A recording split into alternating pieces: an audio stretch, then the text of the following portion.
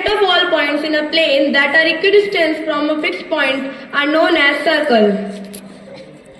So circle होता क्या है? सर्कल में बहुत सारे पॉइंट्स होते हैं, वो एक फिक्स पॉइंट के इक्वल डिस्टेंस पे होते हैं, उसको हम सर्कल कहते हैं. Parts of a circle. What is circumference? The measurement of the boundary of a circle is known as the circumference of the circle. So जो हमारा सर्कमफेरेंस होता है वो होता है बाउंड्री ऑफ अ सर्कल. तो इसमें जो हमारी ये पॉइंट्स हैं वो हमारा सर्कमफेरेंस है सर्कल का. What is circle center? The center of a circle is an equidistant point from any point on the edge of the circle. तो हमारा जो सेंटर है वो ये है, जो ये वाले पॉइंट्स हैं वो इसके इक्वल डिस्टेंस पे हैं, तो ये हमारा सेंटर है सर्कल का. What is an arc? An arc of a circle is a part of the circumference of the circle. तो जो आर्क होती है हमारे सर्कमफेरेंस का एक पार्ट होती है, जैसे इस पॉइंट से लेकर इस पॉइंट पे जो आर्क होती है इस पॉइंट से इस पॉइंट तक लेकर ये माइनर आर्क है और ये major arc. What is diameter? A line segment passing through the center and having its end point on the circle. It is twice the length of the radius. Is known as diameter.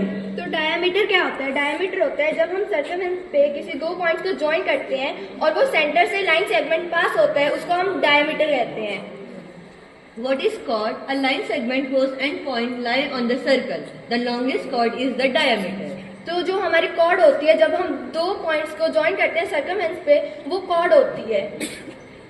What is segment? A region enclosed by a chord and the arc it subtends is known as segment. तो जो हमारा segment होता है जो cord के enclose किया है part cord ने, उसको हम कहते हैं सेगमेंट. सेगमेंट भी दो प्रकार के होते हैं, एक होता है माइनर सेगमेंट और एक होता है मेजर सेगमेंट.